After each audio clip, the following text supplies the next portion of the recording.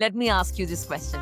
Do you know the atomic unit of modern day social media, digital media? Atomic unit of social media.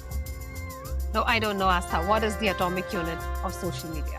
Okay, so the atomic unit of social media is this simple like button or the cute thumbs up. And why is it a micro reset? Because if you think about it, it literally created that cultural leap and rewired the entire modern life. And I mean, nowadays everything is about like, even if it's a chat GPT output, it asks you whether you liked it or you didn't like it, and based on that it's training its LLM model. So let me give you a little bit of insight. So I figured out it was actually not started by Facebook.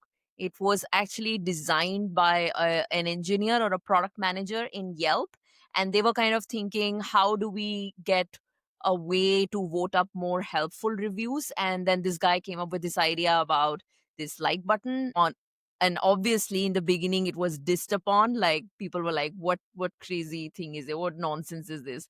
But then eventually, I think once Facebook adopted it around 2010, it just became so massive. Yeah, I mean, I'm just trying to not to even age myself, but I'm trying to think of what existed before the like button. I mean, it seems like ancient history on another lifetime, but I remember that we used to have Yahoo Messenger where we would do Yes, ASL, yes. etc. You remember that? So Yeah, I feel like at that point in time, if you wanted to engage in social media, it needed to be very active. yeah, And the fact that you could have a like button, I think that took away the active part of it. You could just press yes. the like button and you're still participating in a way or sending out a signal. So you're right. It is an atomic unit. You can't get lazier than that, or you Yeah, cannot have a easier way yeah. for you to show what you like and what you don't on social media. That makes perfect And you're sense. quite spot on. Before, like, it was a very active conversation. With like, it became passive. It became more like a historical stamp to what you endorsed at some period of time. Like, if you go back in your timeline, you have left your historical impression over your digital timeline. So Yeah. it's quite fascinating.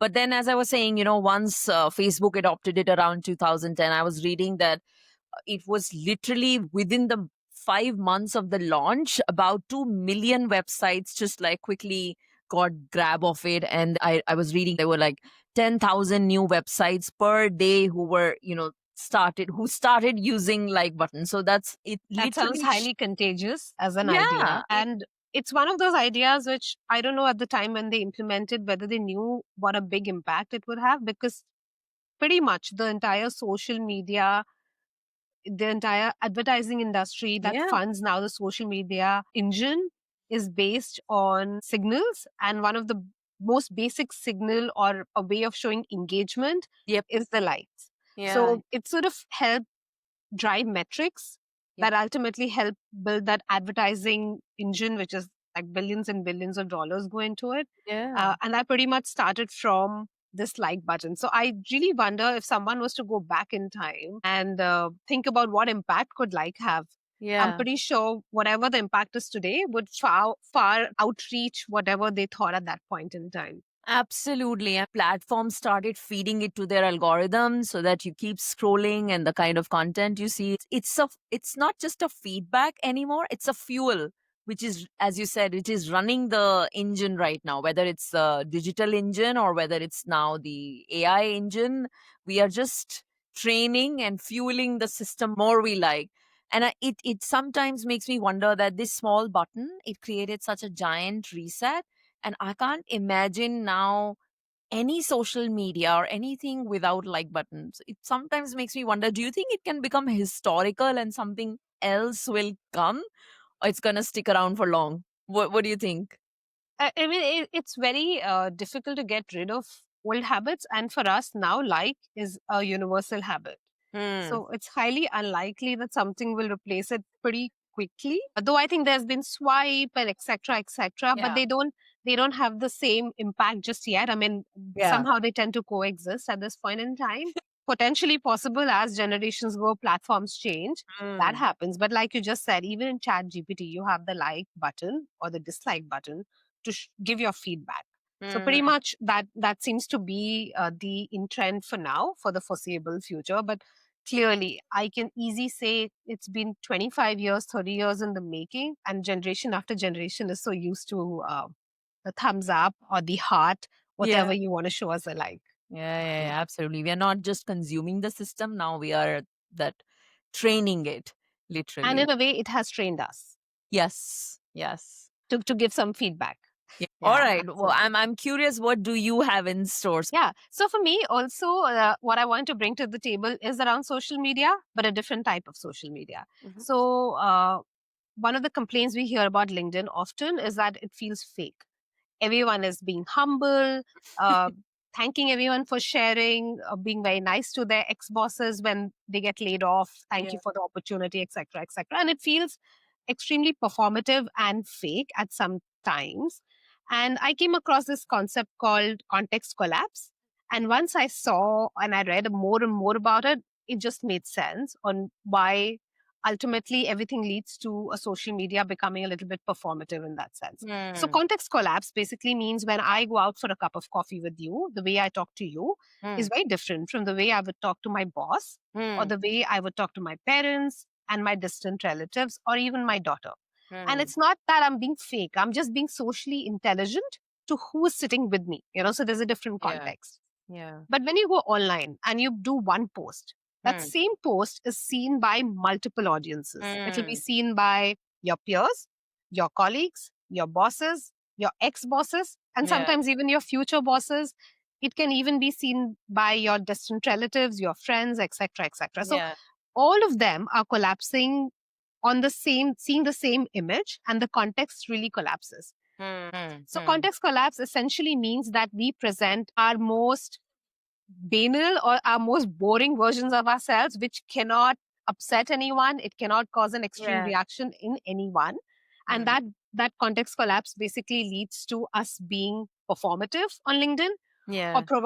or showing a very picture perfect kind of feeling on Yeah. Instagram. Yeah. So that's what it leads to. And other thing that I read recently, I saw this post by a person on Reddit. It's very interesting you said that about context collapse. I never thought like that. It's more like an. Do you think platforms like LinkedIn or Instagram or TikTok, they have given like kind of image makeover or a PR platform wherein you can literally manage your image at any given point of time? But what do you think in general about its social impact? Have you come across anything funny or anything interesting around that? Yeah, no. So the other day I was just scrolling through Reddit and I saw this guy's post who on Sunday morning made a Facebook meme. Pretty Hmm. much a Sesame Street character sitting on a toilet seat and saying something like, when I work in office, my boss makes $1, I make a dime, so I poop on company time. So, Oh my. typical funny Yeah, humor on his yeah, Facebook. yeah. And on Monday morning, when he went back to work, his boss fired him. Wow. And there were some chats that he shared which sort of said, you don't think these things go around. So even a smallest thing that is meant to be a joke can sometimes turn back on you in a way that you do not expect. So you're right, we all, even though we are not celebrities, we all seem to have our own internal PR now Mm, that pretty much sort of checks or validates what we should be saying yeah. publicly. Why So is he friends with his boss on Facebook? Like, I don't know if people do that. I think it's a good question to ask the audience that do you engage with your work colleagues on your, let's say, fun social media accounts like Instagram or Facebook, or you just restrict them to LinkedIn? What about you? yeah, I think for a lot of people, for me, for example, I pretty much restrict it on Hmm. LinkedIn, Hmm. but platforms like TikTok, etc., they are built for virality. So Right. even if you don't have your boss on it, Yeah. if your content, God forbid, gets extremely popular, it will ultimately make a whole Reach. new circle and reach back. And the Yeah. other thing that I want to say about context collapses, it's also time temporal in that sense. So Zoran Mamdani, who recently ran for the governor Hmm. in the US, a reporter went back and dug up 16,000 of his tweets to Okay. build an image. I mean, so he must have done a post 10 years ago about defunding the police, 10 years ago. Yeah, And yeah, yeah. she dug that up and presented that as a coherent story about this person. So, of course, he's running for an official post. Uh, Mhm. but often, a post you might have done in the past, your future employer might see it and just decide, nah, this person, Yeah. judging you now for something that you said 10 years ago. And man, I was a totally different person 10 years ago. So context collapse also works in a time factor. Have you experienced that, Astha? When I'll have enough free time, I would love to go back in my history to see what have I liked. I mean, it could be something which I completely not associate with anymore. But I keep reading about this celebrity PR cleanup wherein they delete their all of old Instagram because they want to project some new image. And in fact, I was just reading about people digging up about Usha Vance and Priscilla Chan. She had different stance and things started changing in 2020. So eagle eyes are like always on that. But I think these guys have enough PR machinery behind them to keep cleaning up.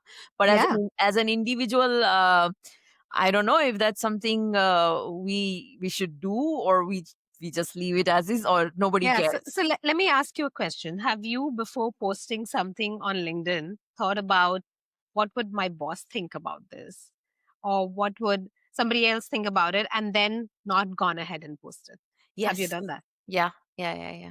Well, I've then done. that's context collapse at Yeah. work. I've done. Yeah. And clearly, I think what that does is, if in real life, if we Yeah. all behave in one tone, Yeah. all of us were happy and all of us are cheerful, and Yeah. there's never a moment of being I think real. the key is you still think about those three, four big stakeholders.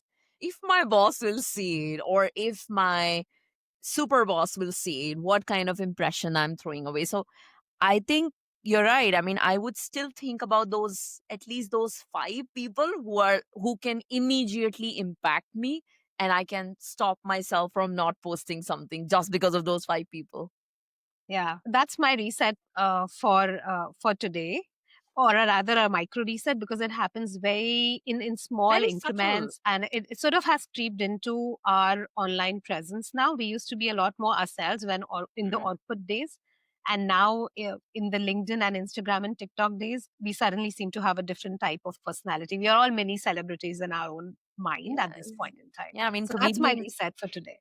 Oh, lovely. Well, we have been aware of the context. But I love what you said about being emotional intelligence. It's just about being emotional intelligent in the physical world, and you're just replicating it in the digital world. So it definitely makes sense. We should still be mindful of what we are posting about. Yeah. So let's not blame LinkedIn for being performative. It Yeah. is just us. Yeah. Yeah. Right. All right. Okay. So this was it for the second season of Reset Diaries. I hope you enjoyed the first episode where we are talking about the tiny changes, the micro resets. Today we spoke about two super interesting ones. One was the like button, the small like button, which has had a big impact on all of our lives, universally understood. And the second one is the context collapse, which basically means that we seem to be living our best lives online, not necessarily real all the time. So I hope you enjoyed today's episode, and we'll be back with more such interesting stuff. So follow us.